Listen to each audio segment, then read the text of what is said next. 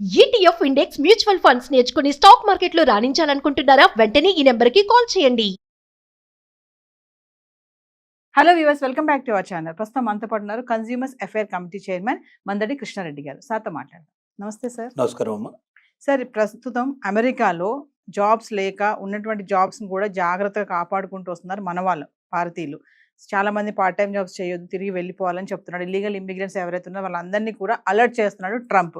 మరి ఈ నేపథ్యంలో కొత్తగా ఇప్పుడు యుఎస్ఏలో 7 జాబ్స్ అంటే ఎంప్లాయ్మెంట్ కొంచెం హై శాలరీతో ఉన్నవి, డిమాండ్తో ఉన్నవి, ఇప్పుడు ఈ 7 జాబుల కోసం కూడా చాలా మంది పరుగులు పెడుతున్నారంట. ఏంటంటారు ఇవన్నీ? ఇప్పుడు కొత్తగా వచ్చినటువంటి 7 జాబులు అంటారా? గతంలో కూడా ఉన్నాయా అంటే ఏం చెప్తారు? వీటిలో కూడా చూసుకుంటే nurse practitioner, next IT manager job, physician assistant, financial manager jobs, software developer, information security, medical health services manager post, ఇవన్నీ కోవకు చెందినవి ఉన్నాయి. వీటి శాలరీస్ కూడా బాగున్నాయంట, డిమాండ్ కూడా ఎక్కువ ఉందని చెప్తున్నారు. ఒకసారి వాటి గురించి. ఇప్పుడు మీరు చెప్పినటువంటి 7 కేటగిరీలు కూడా గతంలో ఎప్పటి నుంచో డిమాండ్ ఉన్నటువంటి జాబ్స్ ఏవి. వీటికి హైలీ ప్రొఫెషనల్ పీపుల్ కావాలి. అంటే మేధావులైన వ్యక్తులు, మామూలుగానే చదువు ఒకటే కాకుండా చదువుతో పాటుగా అన్ని స్కిల్స్ ఉండేటువంటి వ్యక్తులు కావాలి. సపోజ్ నర్సింగ్ తీసుకోండి. నర్సింగ్కి ఒక అమెరికాలోనే కాదు, ప్రపంచంలో అన్ని కంట్రీస్లో కూడా డిమాండ్ ఉంది. నర్సింగ్ అంటే చాలా మంది ఏమనుకుంటారంటే మామూలుగా ఒక 6 నెలలు సంవత్సరం పాటు నర్సింగ్ ట్రైనింగ్ లాంటివి కొన్ని ఇన్స్టిట్యూట్స్ వచ్చాయి, చాలా ఇన్స్టిట్యూట్స్ వచ్చాయి, కొన్ని వందల ఇన్స్టిట్యూట్స్ వచ్చాయి. అవి ఇచ్చే ట్రైనింగ్ కాదు. బిఎస్సి నర్సింగ్ చేసి డాక్టర్తో ఈక్వల్గా ఎంబీబీఎస్తో ఈక్వల్ అయినటువంటి నర్సింగ్ ఇది. ప్రొఫెషనల్ నర్సెస్ అంటారు వీళ్ళు. వీళ్ళకి వాళ్ళ గవర్నమెంట్ జాబ్స్ కావాల్సి ఉన్నాయి. అసలు గవర్నమెంట్ జాబ్స్ కంప్లీట్గా ఫిల్ఫిల్ కాకుండా ఉన్నటువంటి వాళ్ళు, అంటే గవర్నమెంటే అడుగుతోంది ఎవరన్నా అట్లాంటి నర్సింగ్ ఉంటే, నర్సెస్ ఉంటే మేము జాబ్స్ ఇస్తామని చెప్పి. అలాగే కార్పొరేట్ హాస్పిటల్స్లో వాళ్ళకి విపరీతమైన డిమాండ్ ఉంది. అలాంటి వాళ్ళు దొరకడం కష్టం. ఎందుకంటే కొద్దిమంది మాత్రమే బీఎస్సీ నర్సింగ్ వెళ్ళేటువంటి వాళ్ళు ఉన్నారు.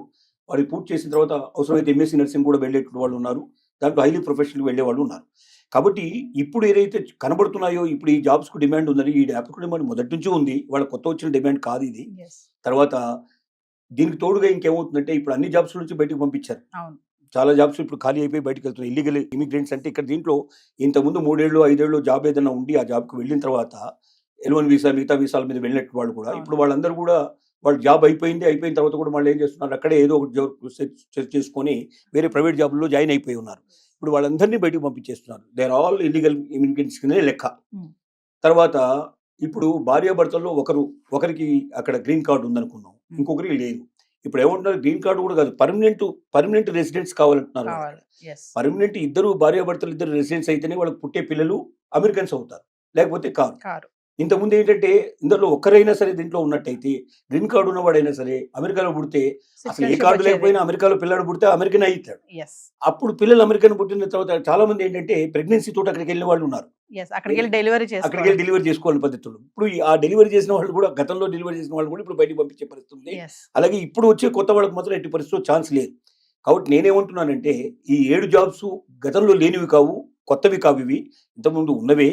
మేధావులైన వాళ్ళు, దాంట్లో హైలీ ప్రొఫెషనల్ పీపుల్ ఎవరుతున్నారో అలాంటి వాళ్ళకి మాత్రం ఎక్కడైనా భారతదేశంలో కూడా వాళ్ళకి అవకాశాలు కావాల్సి ఉన్నాయి, ఇతర దేశాల్లో కూడా అవకాశాలు ఉన్నాయి, అమెరికాలో కూడా ఇప్పుడు అవకాశాలు ఉన్నాయి. గతంలో ఉన్న అవకాశాలు ఇవి కొత్తగా వచ్చినాయి కాదు. కాకపోతే ఏంటంటే వీటికి అవకాశాలు ఎందుకు ఉన్నాయంటే, వీటిని ఎందుకు చెప్తున్నారంటే, ఇవన్నీ మిగతా ఏరేశారు కాబట్టి మిగిలిపోయినవి ఇవి. వీటిల్లో పనికొచ్చే వాళ్ళు ఎవరైనా ఉంటే రండి, వాళ్ళకి మాత్రం మేము అవకాశం కల్పిస్తామని చెప్తున్నారు. అది కూడా టెంపరవరీ అవకాశాలే, పర్మనెంట్ కావు. దీంట్లో వెళ్లే వాళ్ళు కూడా రేపు పర్మనెంట్ గా ఉంటారని ఆశ లేదు, వీళ్ళకి పుట్టే పిల్లలు ఇక్కడ అమెరికన్స్ అవుతారని ఆశ లేదు ఇక్కడ. తర్వాత భార్య భర్త ఇద్దరిలో ఎవరైనా ఉంటే మిగతా వాళ్ళకి ఉద్యోగాలు దొరకాలనుకున్నట్టయితే హైలీ ప్రొఫెషన్ దాంట్లో వెళ్లాల్సిందే. ఈ హైలీ ప్రొఫెషన్ పీపుల్కి భారతదేశమే కాదు, అమెరికానే కాదు, ప్రపంచంలో అన్ని దేశాలు ఆహ్వానిస్తున్నాయి. ఎక్కడికి వెళ్ళినా వీళ్ళకి జాబ్స్ దొరుకుతాయి. ఇండియాలోనే నిజం చెప్పాలంటే అమెరికాలో సంపాదించే దానికన్నా తక్కువ కాకుండా ఇండియాలో సంపాదించుకునే అవకాశాలు కూడా వాళ్ళకి మెండుగా ఉన్నాయి. కాబట్టి ఇదేదో కొత్తగా వచ్చినట్టు, ఇది కొత్తగా ఆపర్చునిటీ వచ్చినట్టుగా ఎవరైనా భావిస్తే ఇది కరెక్ట్ కాదు. మీలో హైలీ ప్రొఫెషనాలిటీ ఉంటే ఇండియాలోనైనా మీరు జాయిన్ అయిపోవచ్చు, గవర్నమెంట్ జాబ్లోనైనా మీరు జాయిన్ అయిపోవచ్చు, లేదా మీరు అమెరికా కూడా వెళ్ళొచ్చు.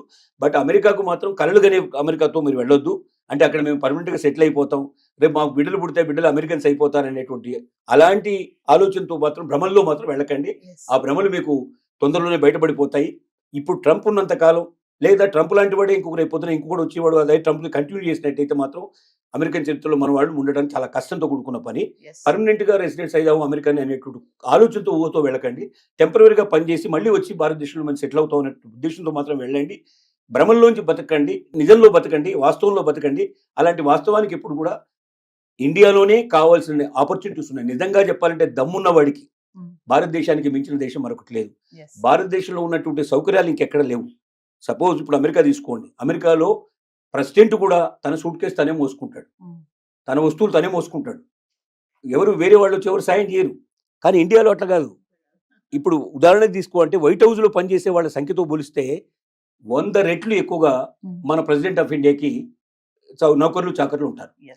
అక్కడ ఎందుకు తక్కువ ఉంటారంటే అక్కడ ఎవరి పని వాళ్ళు చేసుకోవాలనేటువంటి ఒక సిద్ధాంతం మీద ఉండేటువంటి దేశం అది. కాబట్టి ఇక్కడ డబ్బు ఉంటే భారతదేశంలో ఉన్న సుఖాలు, సంతోషాలు, తీసుకునేటువంటి సౌకర్యాలు, సేవలు ఇంకెక్కడా ప్రపంచంలో దొరకవు. కాబట్టి మనం దమ్ముంటే, శక్తి ఉంటే మన దేశంలోనే మనం ఒక ఉద్యోగం చేయడం కాదు, 10 మందికి ఉద్యోగాలు ఇవ్వగలిగేటువంటి పరిస్థితి ఏర్పడుతుంది ఇలాంటి మేధావులు ఉంటే. కాబట్టి వేరే దేశానికి వెళ్ళాలి, అమెరికాకు వెళ్ళాలనే భ్రమలను తొలగించుకొని వీలైనంత వరకు ఇండియాలో స్థిరపడి ఈ దేశ సంపదను పెంచడానికి ప్రయత్నం చేసినట్టయితే దేశానికి మంచిది, జాతికి మంచిది, మనకు ఇక్కడ ఉన్న భారతీయులకు కూడా ఎంతో మేలు జరిగే అవకాశాలు ఉన్నాయి. కాదు కూడదు వెళ్ళొస్తామంటే ఓ 3 ఏళ్ళు 5 ఏళ్ళు ఏదో ఒక టూరిస్ట్గా వెళ్ళినట్టుగా వెళ్ళి మీ కేపబిలిటీస్ ఇంకా పెంచుకొని మీరు మళ్ళీ తిరిగి వాపసు వస్తారనేటువంటి ఉద్దేశంతో మాత్రం వెళ్ళండి తప్ప అమెరికాలో స్థిరపడతాం, శాశ్వతంగా అక్కడే ఉంటాం అనేటువంటి భ్రమలతో మాత్రం వెళ్ళకండి అని విజ్ఞప్తి చేస్తున్నాం. అంటే కృష్ణారెడ్డి గారు ఇప్పుడు ఇక్కడ శాలరీ కానీ వీటికి ఏంటంటే డిమాండ్ కూడా ఎక్కువ ఉంది. 7 ఉద్యోగాలు ఏవైతే ఉన్నాయో అంటే ఇప్పుడు ఖచ్చితంగా స్మార్ట్ గా ఉండాలి, టాలెంట్ ఉన్న వాళ్ళు, స్కిల్స్ ఉన్న వాళ్ళకే ఇవి వర్తిస్తాయి అంటే ఏం చెప్తారు? ఖచ్చితంగా సర్టిఫికెట్తో మాత్రం రావండి ఇవి. సర్టిఫికెట్ ఉన్నంత మాత్రం రావు. నిజమైన స్కిల్ ఉండాలి, నిజమైన క్యాపబిలిటీ ఉండాలి వాళ్ళలో. అంటే ఆ జాబ్లోకి వెళ్ళంగానే అక్కడ ఏమాత్రం కూడా తేడా రాకుండా సర్వీసెస్ ఇవ్వడం మొదలు పెట్టాలి, వెంటనే వెళ్ళాలి. అంటే మళ్ళీ ట్రైనింగ్ లాంటివి కూడా ఉండవు ఇక్కడ. అంటే ఆల్రెడీ స్కిల్డ్ అయిన వాళ్ళు, ఆల్రెడీ నేర్పడుతున్న ఉండేటువంటి వాళ్ళకి మాత్రం ఈ జాబ్స్ వర్తిస్తాయి. అంటే the day when you are entering the job ఇమీడియట్గా నీకు వర్క్ స్టార్ట్ అవుతుంది. అంటే మళ్ళీ తడుముకోవడం కానీ లేదా నేర్చుకోవాలనే ఆలోచనలో ఉండే వాళ్ళు మాత్రం ఎక్కువ రోజులు ఉండరు. విత్ ఇన్ డేస్లోనే తెలిసిపోతుంది, వాళ్ళు వెంటనే బయటికి పంపించే అవకాశాలు ఉంటాయి. ముందు ఇంటర్వ్యూలోనే చాలా స్కిల్స్ మొత్తం పరీక్ష చేస్తారు వాళ్ళు. అమెరికన్ సిస్టంలో ఎక్కడ కూడా మనలాగా డబ్బు ఇస్తూనో లేకపోతే ఎవరితోనో మనం రికమెండ్ చేసుకుంటూనో పిలిచేటువంటి క్యాండిడేట్స్ అక్కడ ఉండరు. ఖచ్చితమైన వాళ్ళలో స్కిల్ ఉండి హైలీ క్యాపబిలిటీ ఉండేటువంటి వాళ్ళు మాత్రం నిలబడతారు.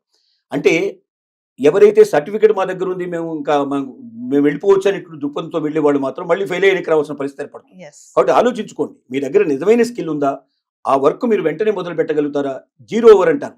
మనం వెళ్ళంగానే స్టార్ట్ చేయాలి వర్క్. ప్రతి నిమిషం ఆ నిమిషంలోంచి మీకు వర్క్ ఏంటో బయటపడిపోతుంది. అంటే మీ స్కిల్ తెలిసిపోతుంది. మీరు ఒకవేళ ఫెయిల్ అయితే విత్ ఇన్ 1 or 2 days మళ్ళీ తిరిగి టపా కట్టుకుని వెనక్కి రావాల్సిన పరిస్థితి ఏర్పడుతుంది. కాబట్టి నిజమైనటువంటి వ్యక్తులు, నిజమైన శక్తి ఉన్నటువంటి వ్యక్తులు, నిజమైన తీసుకునేటువంటి వ్యక్తులు ఖచ్చితంగా యూఎస్లోనే కాదు ప్రపంచంలో చాలా దేశాలు ఆహ్వానిస్తున్నాయి. ఇప్పుడు చెప్పిన 7 సంబంధించినటువంటి ఏవైతే కేటగిరీస్ ఉన్నాయో వీటికి దేశం మంది కాదు, ప్రపంచంలో అన్ని దేశాల్లో కూడా దీని డిమాండ్ ఉంది. వేరే దేశాల్లో కూడా యూఎస్ కన్నా ఎక్కువ చాలా ఇచ్చేటువంటి దేశాలు కూడా ఉన్నాయి, పిలుస్తున్నాయి. వాళ్ళకి ఇండియాలో కూడా అంతకన్నా ఎక్కువ అవకాశాలు ఉన్నాయి. కాబట్టి మీరు ఆలోచించుకోండి. సో ఏదేమైనా వెళ్ళాలి, చేసుకోవాలి, వచ్చేయాలి, అంతే. అక్కడ స్థిరపడాలన్న ఆలోచన మాత్రం పెట్టుకోవద్దని అంటారు. ఇప్పుడున్న పరిస్థితుల్లో అది లేదు. భవిష్యత్తులో కూడా ఇదే కంటిన్యూ అయితే వాళ్ళ భ్రమలు తొలగిపోతాయి. కాబట్టి తిరిగి భారతదేశానికి వస్తాను, తిరిగి నా దేశానికి నేను వస్తాననే ఉద్దేశంతో మాత్రం వెళ్ళండి తప్ప అక్కడ స్థిరపడతానన్న ఉద్దేశంతో వెళ్ళకండి. వెళ్ళిన తర్వాత కళ్ళు అయిపోతే మీరు బాధపడే పరిస్థితి ఏర్పడతాయి. నమస్తే. నమస్కారం.